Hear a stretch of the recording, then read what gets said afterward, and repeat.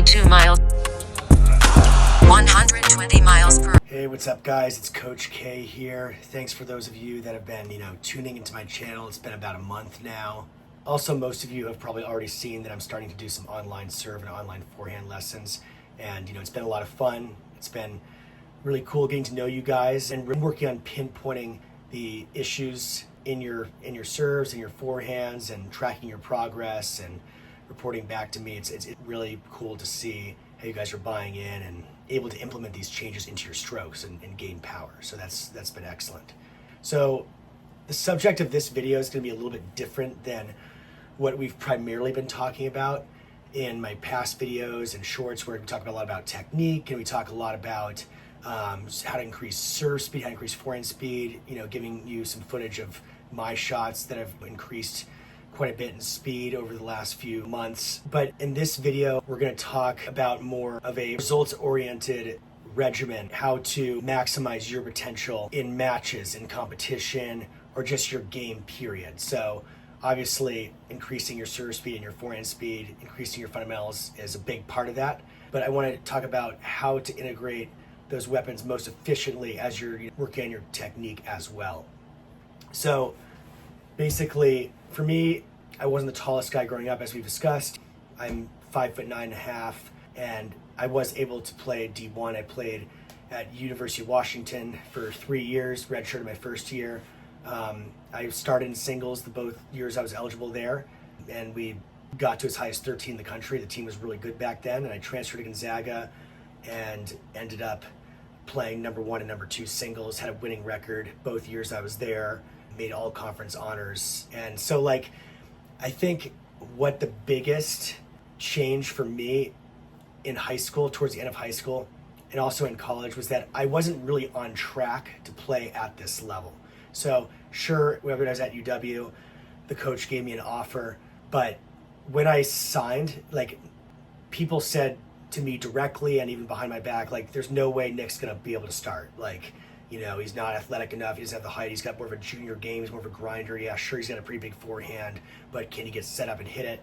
And so, I'm a very ambitious person, so I thought I had a reasonable chance of actually starting, and I think it was against all odds, and I wanted to prove people wrong. And I think the main thing that I realized after just playing tons of junior tournaments, watching tons of matches, pro matches, looking at technique, thinking about past matches and past practices I've had, is that if you think about it this way, you've got all the core shots, right? You've got your serve, you got your forehand, your backhand volleys, all that. But if you can get a game that can work against multiple people, regardless of what their style is, that is what's going to set you apart to a whole new level. So for example, I was someone that was very good at handling, low balls or balls that were more middle height. I did not like high balls whatsoever. So when I played guys, who hit heavy topspin or hit kind of those high loopy balls, I was not comfortable attacking, and I'd miss more off that shot. And also my forehand, it was always my biggest weapon, but my forehand return was very weak. And I just back then I kind of would just religiously listen to just coaching tips of, shorter backswing and return, aim for the middle. Those are all true. But what I realized is hey, I'm in emergency mode. I need to get a good forehand return soon. And so what I really did was I just bought a tripod. I bought a video camera, and this is back before they had iPhones and all that. And I just videotaped my forehand return. Had my dad serving balls to me from the service line. Videotaped my forehand return from the side view, and compared to some pros. And one thing I really realized is that this is just an example. I realized that getting your contact in front is extremely important on the forehand return, especially off a first serve. So you can get away with having a decent forehand, sometimes not having great contact, kind of hitting it back here. And that was me growing up. But a forehand return, because you need to absorb that pace, it's so key to hit that ball in front of you. And so I religiously just practiced that technique of hitting it in front, kept videotaping until I really got it down. And then my forehand return honestly became, I'd say, a strength of a first serve.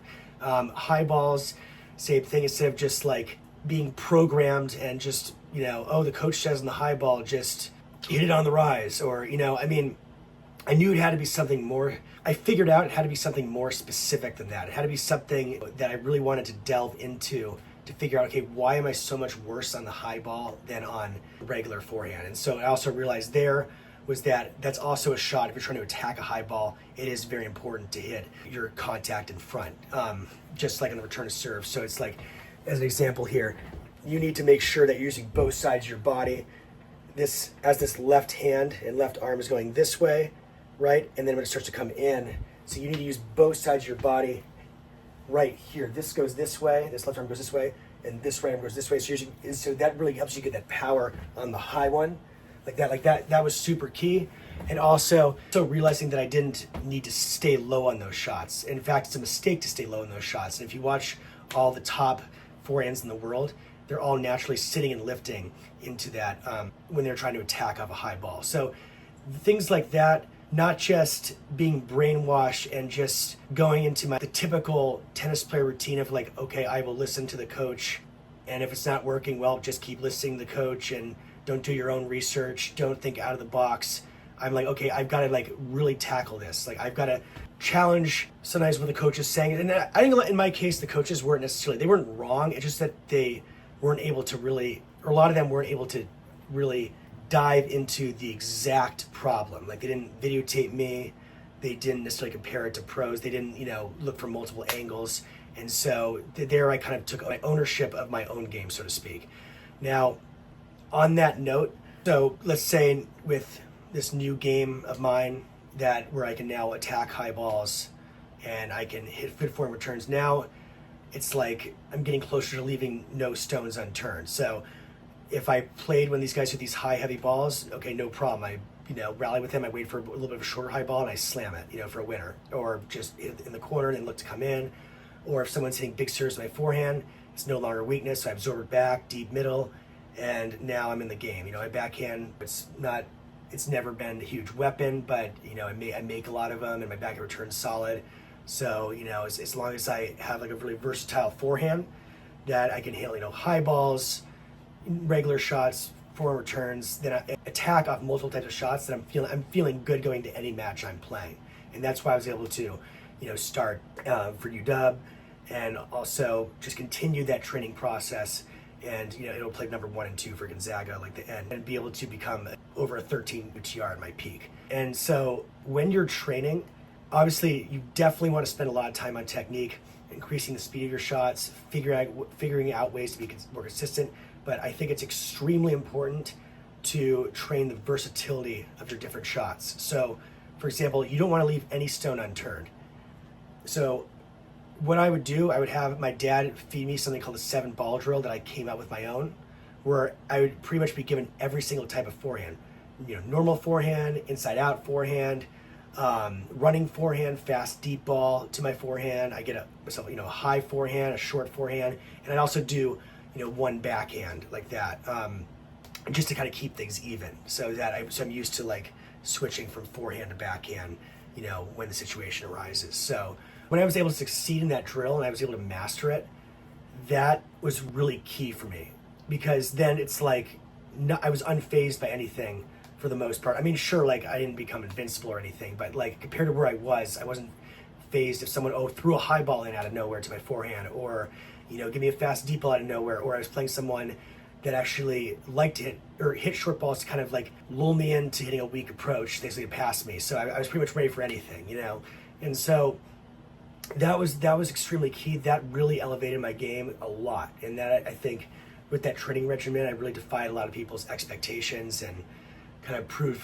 to the people that were talking behind my back, but bad about me, bad about my game, and saying I'm delusional and crazy for signing with UW, and just like it just felt good to be able to defy people's expectations. So I think on that note too, when it comes to serving, we talked a lot about serve speed on this channel, and yes, serve speed, it's huge. If you get a big serve, so many people have trouble returning it. You don't have to place it as well, get free points. It intimidates the person, but you want to get to the point where you're placing your serve well. So you could go slice out wide the deuce side. You could go body, and also you could do it with disguise. So a lot of times, like now that I'm not training as much, I kind of accidentally went back to my old habit of kind of switching the grip over more towards the backhand when I hit a slice serve.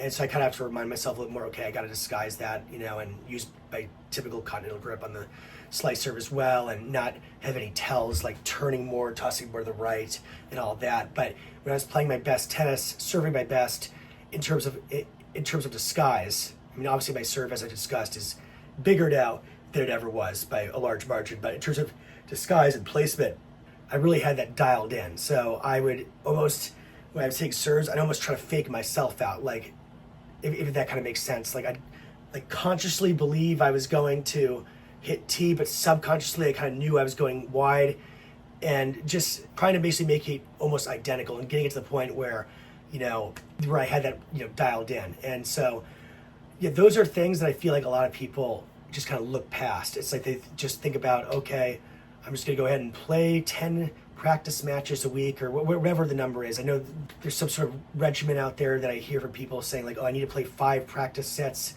a week. I mean, sure, that's all great, but it's like, the problem is if you're not working on like specific areas that you struggle with, like for example, like high ball to the forehand, well, you may see high ball to your forehand, let's say at some point in your practice set, but then the person may not even realize that's your weakness. You may never see it again until like the next day. Like you want to try to isolate the specific issues you have. And on that note too, 100%, don't just videotape your strokes, videotape your matches and your practices. That is so key. I can't tell you how key that is. Like I learned so much about my game in practice matches that, I mean, when I videotaped it, I mean, it was crazy. Like I had no idea how many backhands I was hitting right in the middle of the court, for example, and even towards the end of high school. Like I know people would say it, or they'd kind of say it in passing, but I didn't realize how glaring it was. Just, when I just look back at these matches and dissect, each point I'd play. And so, like, for example, let's say I played a practice match and I realized, okay, I lost. It's clear that I lost because I hit too many backhands in the middle of the court, so the person was able to dictate with their forehand. Then I would go ahead and let's say I'd train either that night or the next day about work specifically, getting my backhand out of the middle, and then I'd play another practice set, videotaping it and just seeing, okay, did I hit less backhands out of the middle than I did the previous practice that I played? Maybe I'd miss a couple in the process, but usually I would be able to progress in these certain areas, and then it would really translate into future practice matches, and even help my results in practice matches improve and in tournaments improve. So you're kind of improving, by definition every single day in that regard.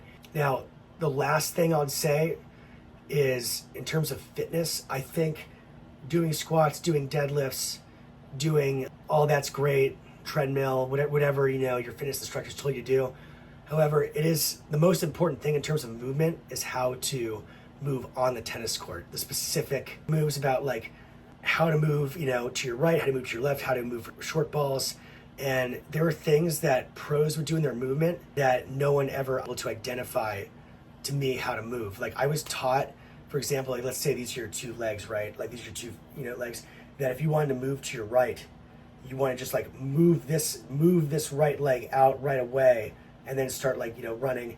And that's just not true. Like you actually want to feel like, if anything, you're doing more of a gravity step. So like you want to feel like you're dropping your weight, and then you're actually, sometimes this right leg will even like move even this way in the foot, and so it creates a shin angle here, so, and that's the right way to do it. And so like, just by working on that, like that made me faster on the court than like, the vast majority of players in the Seattle area, honestly, and vast majority of players in the Pacific Northwest, and I was probably the slowest sprinter on both college teams I was at. I was getting last all the time, but it didn't really matter too much just because I knew how to move properly on a tennis court. I had those moves down, and other people didn't.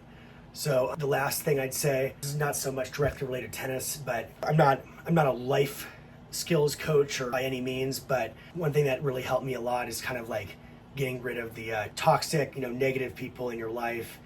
Just, I had a couple people that would say stuff to me that were supposedly friends, like, oh yeah, what are you doing going, to UW? You think you're gonna play?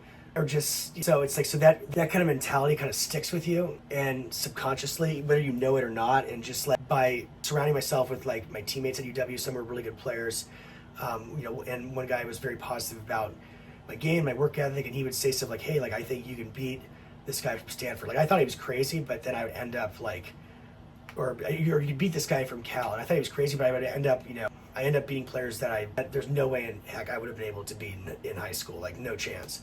So, I mean, I think those kind of things play a more significant role than people think, like who you hang out with, even who you date. Like, I mean, there's so many ways to get derailed psychologically. So yeah, that's something to kind of, you don't have to micromanage yourself so much, but just like keep an eye on it. But so anyways, I hope this video helps. It gives you more of an outside the box way of training and what to do for your regimen, training multiple parts of the court, figure out your specific weaknesses, videotaping yourself in matches, practice matches, figure out why you're losing points, and then also trusting your instincts. Like if you deep down don't trust your high forehand, there's probably a valid reason you don't trust your high forehand. It's probably technically off and it's probably not very good. So really trying to, you want to be going into a match where you feel like you've left no stone unturned and you feel like you pretty much, you've done everything you can to handle any type of possible shot going your way. So I hope this all helps. I'm looking forward to seeing you guys soon, and enjoy the rest of your night. And thanks again for tuning into my channel. If you want an online serve or forehand analysis, I'm doing the forehand lessons for $59, the serve lessons for $59, or a combination of the two for $99. And also, I'm flexible. If you want to do a match analysis or something like that, we can talk about potential pricing options in that case. But looking forward to seeing you guys soon.